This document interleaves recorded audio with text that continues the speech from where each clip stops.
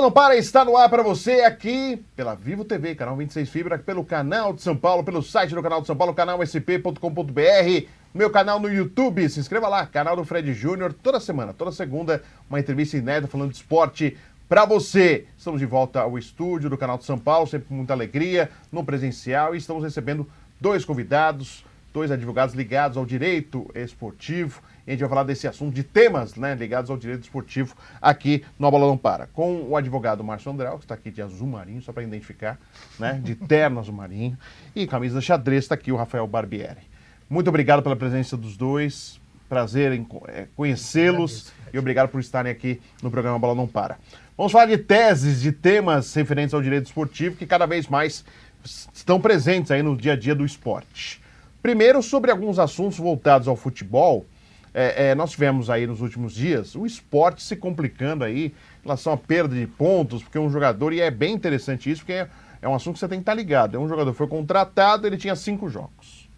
Aí se viu a súmula que ele levou 2 amarelos. Então, aí vira o quê? Ele presente mais 2 partidas. A 6ª partida e a 7ª. Porque por mais que ele não tenha entrado em jogo, a partir do momento que levou o cartão, ele entra como se tivesse participado da partida, porque ele levou o cartão amarelo. E aí ele foi para 7 jogos. O esporte alega, nós conversamos, consultamos, está tudo certo, mas, ao rigor da lei, ele teria completado 7 jogos, não poderia ter jogado pelo esporte. O esporte aí está alegando que fez tudo certo e é aquela discussão que a gente está vendo, acompanhando por aí. Fora isso, o próprio esporte contrata reforços para a Série A, para o último dia de inscrição, consegue o mais difícil, que é o nome aparecer no bid, mas esquece de inscrever o jogador no Campeonato Brasileiro. Ou seja, o cara está contratado, liberado para jogar, mas não está inscrito na competição.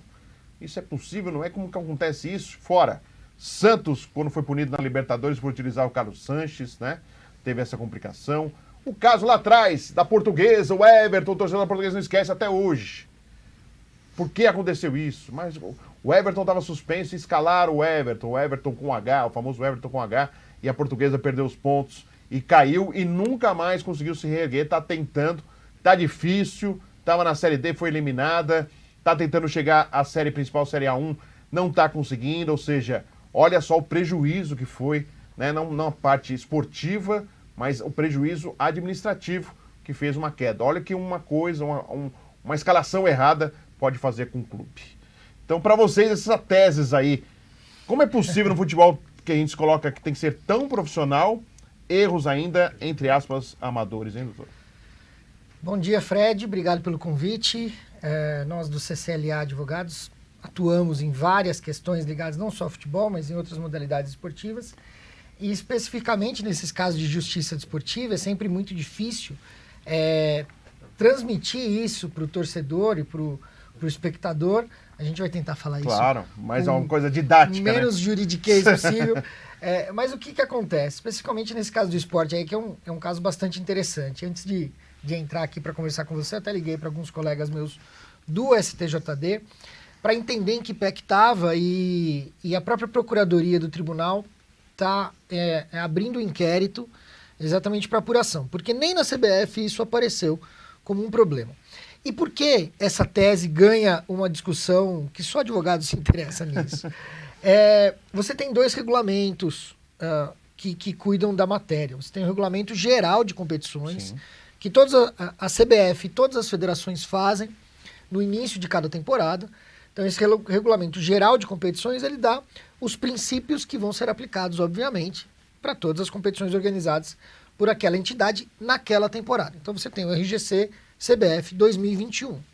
E para cada uma das competições você faz o REC, Regulamento Específico de Competição. Tá. Então você tem um REC da Série A do Campeonato Brasileiro, um REC da Série B, um REC da Série C, do Copa do Brasil, da Copa do Brasil Sub-17, do Campeonato Feminino. Você tem um REC para cada um. Tá. E por que a diferenciação? Porque o RGC, como eu te falei, ele traz o princípio. E o REC traz até quando você pode inscrever o atleta. Se naquela competição, por exemplo, 3 cartões amarelos para o treinador, vai suspender o treinador, tá, suspensão automática de comissão técnica. Você tem especificações. Algo que regula o futebol e o que regula especificamente a competição. Aquela competição. Tá. E você tem no RGC, esse caso específico do esporte é curioso, no RGC, no geral, da CBF de 2021 vigente, você diz que um atleta pode ser transferido dentro da mesma competição se fizer até 6 jogos, né? E o que é a participação? A participação é ele efetivamente entrar em campo. Ou iniciar a partida ou substituir algum atleta. Exato. Ou, se estiver no banco de reservas, tomar um cartão amarelo, uma advertência, um cartão vermelho, uma admoestação do árbitro. Mas esse detalhezinho do cartão amarelo não foi repetido no REC. Tá. Só está no geral. Regulamento geral aponta isso. Aponta isso. No regulamento do Brasileirão, que é o que o esporte se apegou, ele só tem a primeira parte. 5 jogos. E daí a discussão vai ser, qual que prevalece? A ausência dessa previsão no REC elimina esse tipo de participação nesta competição específica? Ou por ser uma falta, uma ausência, você puxa do regulamento geral? Tá. Isso é uma discussão que, caso a Procuradoria entenda que merece uma denúncia, merece uma discussão, ela vai trazer isto para um processo e quem vai julgar é uma das comissões do STJD. Se tiver recurso, vai para o pleno. Tá. Então você tem ainda um longo caminho. É uma questão muito complicada para o esporte, porque você tem um regulamento geral que diz expressamente que o atleta jogou sem condição de jogo. E aí, eu nem lembro quantos jogos foram. Seriam 17 pontos serem perdidos pelo esporte. E já está na zona do rebaixamento. Já. Então, assim, mesmo se perdesse 3, já seria um prejuízo gigantesco. Imagina 17. Ele ficaria com... Até outro dia, quando iniciou a discussão, que não é agora, ficaria com 0 pontos. Seria o lanterna, ele passaria o Chapecoense, que tem uma vitória na competição. Então, assim, é um prejuízo gigantesco para o esporte. Isso vai ser discutido provavelmente até o final do ano. Tá. A Procuradoria, como eu falei, está instaurando um inquérito. Até porque, doutor, desculpa interrompê-lo, e vai ser fatal. Clubes que caírem do rebaixamento, da zona do rebaixamento, irão denunciar obrigatoriamente, o esporte. Obrigatoriamente. Né? E na questão de prazo, ainda está dentro para uma denúncia, está tudo... Tem um prazo limite? A Procuradoria instaurando o inquérito, até terminar o inquérito, ela tem prazo. Então isso interrompe... Até o final do campeonato, por exemplo, tranquilo, até dezembro. Tranquilo. É um risco muito grande que o esporte está correndo. E aí só uma dúvida, independe se você é o lanterna ou não, você entrar com pedido para se salvar ou não? Tem que ser o clube mais próximo da 16ª colocação? Na minha opinião, independe por quê? Porque você tem que demonstrar o seu interesse. E o seu interesse qual é? Eu sou participante do campeonato.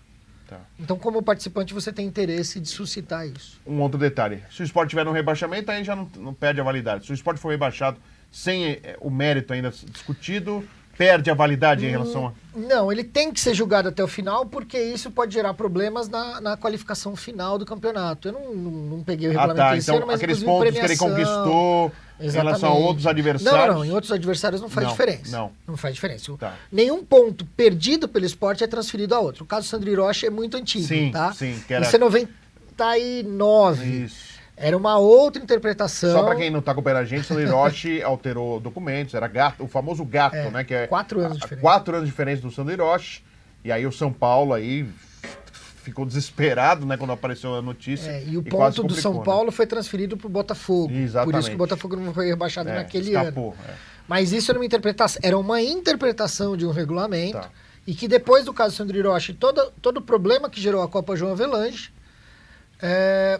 os regulamentos passaram a ser claros, inclusive tem no próprio Código Brasileiro de Justiça Esportiva, quem perde o ponto é quem fez a escalação errada. Isso nunca vai ser transferido a alguém. Tá. Ninguém vai ganhar porque o outro escalou de maneira equivocada. Tá. Então, vamos dizer, assim, hoje a situação, na data de hoje, o Grêmio está na zona de rebaixamento. Sim. Se o atleta Pedro, se eu não me engano, o Pedro jogou contra o Grêmio vai ganhar os 3 pontos e vai escapar? Não. O esporte pode perder e pode ficar até negativo. Né? Já teve algo assim na época do São Caetano, no caso do Serginho. Sim, foi punido pela STJD. Só que o Serginho, o São Caetano tinha uma equipe tão forte que ele ganhou tantos jogos que conseguiu superar e não caiu naquele ano. Caiu anos depois.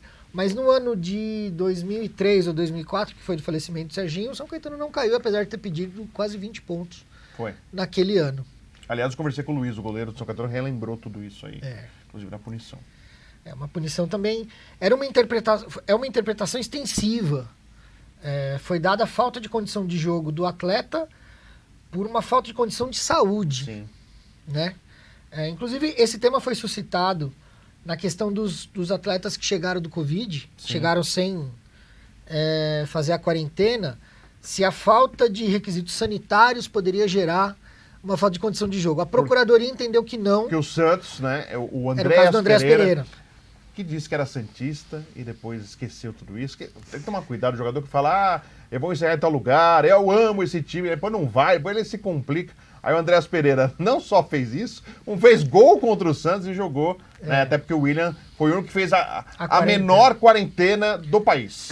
2 dias. Ele ficou lá, 2 dias liberado para jogar. E aí o Santos foi fazer uma reclamação, consultou vários, pelo menos o Santos disse que consultou várias opiniões jurídicas, mas mesmo assim, para jogar pra galera, foi lá para falar que... Mas me parece que dentro da Procuradoria do STJD isso não teve repercussão, então o caso... Sim. O que foi entendido em 2003, 2004, hoje muda o que é algo comum. Não é clubismo, clubismo... Não é. Hoje a gente tem um entendimento sobre um fato, passaram-se 10, 15 anos, a própria sociedade muda e você vai mudando as interpretações que você dá. E não é fácil. Então o esporte deve ter dor de cabeça, com certeza, sobre esse caso específico. Muito provavelmente. E mostra um descaso administrativo, na opinião de vocês? Ou até deveria ter consultado, deveria ter uma precaução, poxa, a gente pode se complicar, é melhor não arriscar do que buscar um... Eu acho que sim, porque a responsabilidade é sempre do clube, né, para verificar a condição de jogo de atleta. Esse caso, eu acho que eu não acredito muito nessa questão de o esporte já ter a tese de que não a diferença entre regulamento específico e regulamento geral. Ou te dá porque provavelmente o clube ficou muito restrito àquela questão de 7 jogos. Escalou 7 jogos ou entrou 7 jogos e não observou a questão do cartão. E daí agora está se criando uma tese para tentar se salvar, remediar o problema. O que acontece muito, Fred, é assim, é a urgência dos clubes. Né? Então, não sei que dia que ele foi contratado, mas precisa desse cara com urgência. Dá uma olhada se ele pode jogar. Aí põe lá um funcionário para ver as súmulas, ele vai olhar as 5 súmulas que ele jogou. Se jogou ou não jogou. E na primeira página da súmula, a súmula acho que tem 5 ou 6 páginas. Sim. Você vai olhar na primeira, não jogou, tá liberado. O cartão amarelo fica ali na penúltima. Se o cara não foi até o final, já era. Passou. Você chamou a atenção do caso da Portuguesa. Eu estava no STJD na época, fui procurador do STJD e, assim, não tinha o que fazer. Porque até hoje essa história parece, sabe... Elvis não morreu, John Lennon está vivo, é o Everton na Portuguesa. Essa é uma briga que você pode brigar com a Portuguesa. Mas com o tribunal não fez nada de errado. Tanto que o que o pessoal não lembra é que o Flamengo perdeu o mesmo número de pontos que a Portuguesa. Porque tinha também um erro. E só não foi rebaixado por uma questão de um desempate de saldo de gols, o número de vitórias, não lembro. O Flamengo levou esse caso até o CAS, Tribunal Arbitral do Esporte, em Lausanne, e perdeu lá. Porque realmente, por pior que seja, é uma falha formal. Não tem interferência no jogo. A entrada do Everton não mudou nada, mas por ser uma falha formal e prevista no regulamento, gerou a perda de pontos. O que o tribunal fez, naquela época, foi o correto.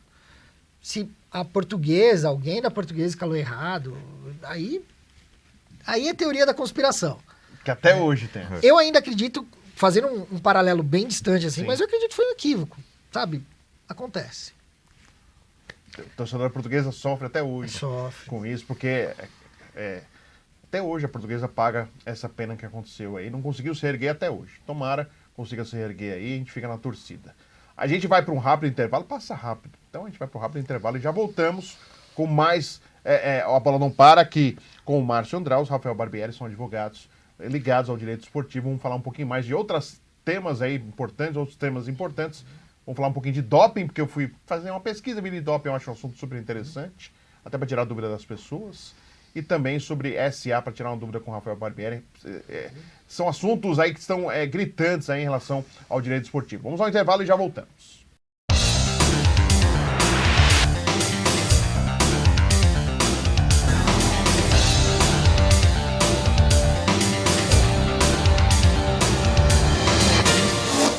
Tô aqui no Versa Brooklyn. Vem aqui conhecer o decorado Senador Milton Campos 175.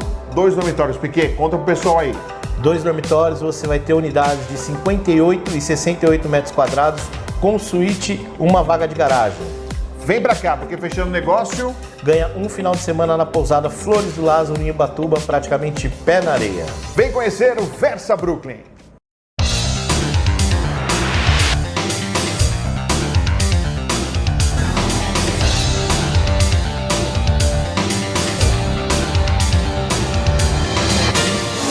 A Bola Não Para está de volta para você que acompanha através da Vivo TV, canal 26 Fibra, aqui no canal de São Paulo, pelo site do canal de São Paulo, canal sp.com.br, meu canal no YouTube, se inscreva lá, canal do Fred Júnior, toda semana uma entrevista inédita falando de esporte para você, toda segunda, 8 da noite, uma entrevista inédita aqui no canal de São Paulo, no A Bola Não Para. Nós estamos aqui com 2 advogados ligados ao direito esportivo, Márcio Andraus, Rafael Barbieri, da CCLA Advogados. Rafael, só para saber um pouquinho sobre o SA, né, o Clube SA, que foi aprovado agora, a expectativa, o Botafogo já acenava com isso, queria ser SA, alguns clubes também já falaram a respeito, Sociedade Anônima. Será simples essa mudança? Não será simples? Clubes grandes, clubes pequenos, clubes médios, o que pode atingir, o que pode mudar nessa relação da administração esportiva, principalmente voltada ao futebol nesse momento? Bom, Fred, na verdade, assim, a lei é aplicável para qualquer tipo de clube, tanto médio quanto pequeno. O que vai mudar, é claro que para os clubes grandes a dificuldade é maior para se aprovar uma transformação internamente, por causa da questão do Conselho Deliberativo, Conselho Fiscal, etc. Mas a lei da SA pode ser aplicada para todos os tipos de clube. Ela prevê alguns tipos, você pode constituir uma SA do zero, ou seja, um novo clube. Você pode fazer a cisão do departamento de futebol. Isso que eu ia perguntar, sair do social e futebol. Ter o Clube Futebol SA e o Clube Social que já existe. Exatamente. Você faz a cisão com a associação sendo acionista ali dessa nova entidade, nessa nova empresa. Ou você pode simplesmente transformar a associação em sociedade empresária, em uma sociedade anônima de futebol. Faz a transformação completa. Né?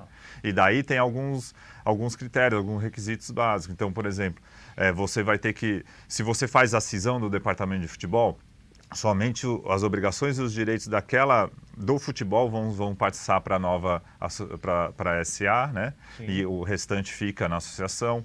Você vai ter que fazer a regulação ali de como vai ser a questão das propriedades, então a propriedade intelectual, até o estádio, o clube que tiver estádio, o centro de treinamento, se vai transferir para a SA, se vai ser um termo de uso, vai ser uma locação, enfim, tudo isso tem que ser definido ali quando for feita essa transformação, né? E tem a questão das dívidas. As dívidas a SA não vai assumir, a princípio não se assume, né? Ela vai ser feito um plano ali de credores pela associação e um percentual das receitas da SA vai ser 20% das receitas correntes vão ser destinadas a esse plano de credores e mais 50% dos dividendos que a SA se distribui para o clube, 50% dos dividendos distribuídos para a associação tem que ir obrigatoriamente para a quitação dos credores. Isso num plano ali de 6 anos, né, que é o prazo máximo desse plano para quitação de credores. Passando isso, se a dívida ainda não atingir um percentual mínimo, aí sim a SA vai ficar responsável pela quitação dessas dívidas no que foi transferido para ela. Então, em relação aos funcionários do departamento de futebol, dos atletas, enfim, e outras dívidas mesmo que fiscais daquela atividade específica. Tá. E esse é um grande diferencial da lei, Fred, só para adicionar, que essa inovação é exatamente esse plano que o Rafael comentou. Porque transformar uma associação em empresa, isso daí já tinha sido feito tempos atrás. O próprio São Caetano, a gente teve a oportunidade de transformar de São Caetano, a Associação Desportiva São Caetano, para São Caetano de Futebol Limitada, e depois, recentemente, ele voltou a atuar como São Caetano. Então, essa figura já existia. Sim. O que é interessante dessa nova legislação é essa possibilidade de você fazer esse plano de pagamento. Você tem um prazo que não é o maior prazo do mundo, não é uma time-mania da vida, mas é um prazo razoável de 6 anos para você planejar e para você reestruturar a sua gestão e o seu futebol. Então é uma lei que a gente vê com bons olhos, a gente vê uma oportunidade de muitos clubes se reestruturarem e criarem um plano de longo prazo, e exatamente como o Rafael falou, essa oportunidade de você separar as dívidas e criar um plano de pagamento. E responsabilidade, porque não é de hoje, já falava, agora o dirigente vai ter com os seus bens assumir as responsabilidades. Aqui no Brasil, infelizmente, a gente tem a lei que pega e a lei que não pega. É a única coisa que a gente acha incrível, né? Na SA, será mais difícil, assim, uma má gestão, há um comprometimento, há uma responsabilidade muito maior aquele que estará à frente da SA? Sim, porque você passa da associação, onde você não tem ali uma responsabilização você não tem sócios, né? Você não tem os acionistas, você tem associados. Por uma empresa, então você tem ali a responsabilização dos acionistas e também dos administradores, né? Porque ali a responsabilização faz uma remissão para a própria lei das SAs, e daí você tem uma responsabilização pessoal dos administradores nos atos de gestão, etc. Direito também a ter ações na Bolsa de Valores, por exemplo, a SA vai permitir isso? Na Bolsa de Valores, não. O que a lei prevê é a emissão de debêntures como forma de capitalizar a SA, e daí esses debêntures têm que ser regulados pela CVM e pelo Banco Central. Mas a abertura de capital não, seria uma SA fechada. Tá, legal. Vamos falar de um outro assunto. Você sabe que jornalista, eu falei para o Dr. Márcio, a gente é curioso e a gente vai dar uma pesquisada, ver tudo lá. Eu vi o site de vocês tem um artigo sobre doping. Tem vários. Não, e um em específico que eu vi em relação ao caso da Tandara, que foi na Olimpíada, nos Jogos Olímpicos, quem lembra, senão a gente vai contar rapidinho. Tava para jogar um jogo decisivo valendo medalha, e chega um aviso lá para o Zé Roberto Guimarães, grande Zé Roberto, e a comissão técnica, a Tandara testou positivo, tem que sair da Vila Olímpica e ir embora pro Brasil. Imediatamente. E foi assim, foi desse jeito. Ela foi avisada e já arruma as malas e vai embora, não teve contato com as outras jogadoras, foi embora, e o Brasil foi jogar já sem a Tandara, e ela foi embora e ficou sem a medalha de prata. O Brasil, medalha de prata, ela está sem a medalha porque ela foi como se fosse expulsa da competição, por ter testado positivo no doping. E aí, quando se aparece um caso de doping, né, e vocês sabem muito bem, a opinião pública já crava como culpada a pessoa. Ela usou. Nossa, justo ela, nunca imaginei que ela pudesse fazer isso. O pessoal já crava como culpado.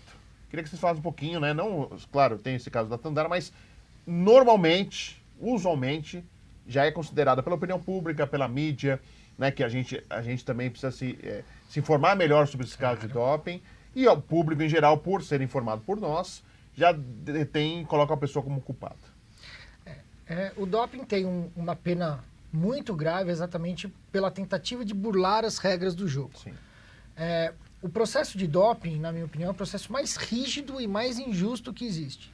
Porque todo processo existe uma acusação, uma defesa e um julgamento. No doping é o contrário. A primeira pessoa é julgada, normalmente, em várias situações, tem uma suspensão prévia. Já é condenada. Já é condenada antes, e depois que ela vai se defender e tenta reduzir a pena, a suspensão, ou até mesmo ser absolvida, né? Que daí tem que subir uma montanha para conseguir desqualificar o exame que foi feito. O que acontece, que é onde a gente recomenda muito cuidado, é nesse julgamento. Primeiro, atleta de ponta, atleta de alta performance, não tem nada de saudável. São pessoas que sentem dor 24 horas por dia. O esporte para eles não é saudável. O esporte é dor. Eles não atuam 100%. A ideia de esporte e saúde, ela é naquela atividade física do dia a dia, na recomendação médica. Caminhar no parque, aquela corrida leve. Corrida, aquela que, e lógico, é feita por pessoas normais para cuidar da saúde. O esporte de alta performance, ele é o limite e vai além do limite físico. Sim. Então, é muito comum os atletas sentirem muita dor. Tá? Muitas vezes ocorre uma falta de cuidado nos remédios contra a dor, nos tratamentos, falta de cuidado não só dos atletas, mas também dos médicos. Tá? O médico que não é especialista, o médico não tem aula de doping na faculdade. Claro. Tá? Se ele não é especialista na área esportiva, é comum ele dar um medicamento que pode estar lá na lista, e isso pode ser desde uma neosaldina, a gente sempre dá esse exemplo da neosaldina, até de fato algo que seja algo que melhore a performance do atleta. Então, cada caso tem que ser analisado de uma forma individual. para mim, o grande problema do doping é não ouvir o atleta com antecedência, o que as organizações, a própria WADA, né, Agência Mundial Antidoping, justifica que o esporte não tem tempo de ficar ouvindo isso. No meio de uma competição, você precisa primeiro tirar o atleta que tem a suspeita e depois você analisa se foi certo ou errado. E é isso que surge muitas vezes nesses casos. O problema do doping e do regulamento mundial de doping é que ele se baseia na responsabilidade objetiva. Sim. Então, o que acontece? O atleta, a substância foi encontrada no corpo do atleta, ele tem que comprovar que ele é inocente.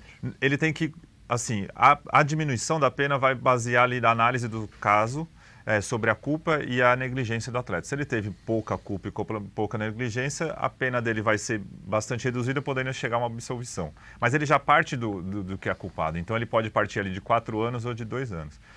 E isso muito bem, é aplicável, por exemplo, quando a gente está falando de atletas de alto rendimento com um nível de estrutura muito grande. Sim. Mas a grande parte, pelo menos dos atletas no Brasil de outras modalidades e modalidades menores, eles não têm uma condição, uma infraestrutura. Eu gosto até de dar o exemplo, por exemplo, do caso da Sharapova. Sim. A Sharapova, ela foi pega com medicamento antidoping, um medicamento dopante, mas foi uma mudança da regra. Então mudou-se o regulamento de um ano para o outro. A equipe dela foi avisada, só que ela já usava, era um uso contínuo desse medicamento, e quando teve a mudança, por um erro da pessoa, ela tinha uma pessoa específica na equipe dela que era só para bater todos os remédios que ela tomava com a lista de doping. Por erro dessa pessoa, ele liberou esse medicamento, ela tomou, foi até o CAS. Mesmo assim, mesmo diante de tudo, mesmo ela comprovando que ela tinha uma pessoa específica, que foi uma mudança de regra e que ela não tinha uma culpa pessoal nisso, sim, ela ainda tomou 1 ano e meio de punição. Então, é uma regra muito rígida. Ela vem, sim, se adequando, por exemplo, nesse caso, a partir desse ano já começou-se a ter, por exemplo, uma regra específica para substâncias de abuso, ou seja, cocaína, etc. Porque antes era pena comum. Tudo o mesmo bojo. E você acabava, ao invés de ajudar o atleta, você prejudicava. Porque um atleta que usa cocaína, muito provavelmente, ele não usa para ter ganho esportivo, ele usa porque ele tem uma dependência química. E ele ficar afastado da única coisa que ele pode fazer, vai piorar ainda, a dependência dele. Sim. Então, mas assim, a regra antidoping, ela é muito severa mesmo. Com os atletas. E essa, já estamos indo para o final do programa, mas rapidinho, essa contaminação cruzada, né, que no caso da Tandara parece ser isso, claro, vai ser julgado, mas que já vimos em outros casos, a gente falava do César Cielo também, essa contaminação cruzada. Qual é o cuidado? Porque, assim, remédio em farmácia de manipulação, algo que é fora, que você não tenha essa checagem, pode trazer esse problema aí. E aí, como que nesse caso? O atleta e a equipe dele tem que tomar muito cuidado onde manda fazer os seus medicamentos e os complementos alimentares, né? Então um atleta vai viver só com arroz e feijão? Não vai. Um atleta que disputa competição internacional normalmente vai precisar de uma complementação nutritiva, um suplemento, e muitas vezes suplementos você tem a recomendação médica de uma manipulação dele. Então, primeiro é o cuidado com essa manipulação. Porque hoje em dia, ao contrário do que acontecia antigamente, e infelizmente o Brasil tinha um histórico negativo nisso, era possível questionar a qualidade do exame que vinha do laboratório. Sim. Era muito comum você pedir abertura da amostra B ou até eventualmente pedir análise em outro laboratório. Nós tivemos um problema grave no Brasil muitos anos atrás, pré-Olimpíadas. Foi no Rio de Janeiro, não foi? Sim, era o Ladetec. Mas hoje, esse mesmo laboratório é referência mundial, assim como os demais, que são os laboratórios acreditados da UADA. Assim, faz muitos anos que não tem um problema de um exame incorreto. Um exame incorreto. Faz muito tempo, né? Então, questionar a qualidade desse exame normalmente não é a melhor estratégia. O ideal é você demonstrar onde foi o problema dentro da cadeia de coleta. É isso, mas na verdade, se puder dar um conselho para os atletas, é não tomar medicamento manipulado. E se for tomar, em laboratórios de muita confiança. Muita qualidade, que é uma coisa simples. Eu estava contando aqui, farmácia de manipulação, claro, não das grandes, mas se você não limpa direito, a contaminação é muito simples de acontecer, porque é um pozinho diferente da... Você não limpa ali onde se coloca, se manipula, é muito fácil contaminar. A gente teve um caso bastante triste de uma atleta em que, por uma rigidez da Anvisa, a Anvisa não permitia que entrasse um certo tipo de suplemento no Brasil. E daí, aquela farmácia, não era nem farmácia, era uma loja de suplementos, reembalou o suplemento com outra bula. E nessa bula não tinha a substância dopante. Não tinha a substância dopante. Ela foi parar no hospital, era algo grave, não era uma brincadeira. E hoje ela está movendo um processo cível contra essa loja de suplementos. Mas essa brincadeira ainda era pelo código antigo, ela ficou um ano suspensa. É incrível. Abreviou o fim da carreira dela. Eu quero agradecer ao Dr. Márcio Andraus, Rafael Barbieri, da CCLA Advogados. Muito obrigado por estarem aqui no programa Bola Não Para. Agradeço mesmo a atenção. São temas que, olha, dá para fazer capítulos. Com certeza, porque é muito interessante e eu gosto bastante desse assunto. Boa sorte, muito obrigado pela atenção de vocês. Eu agradeço o convite, Fred. O CCLA está à disposição.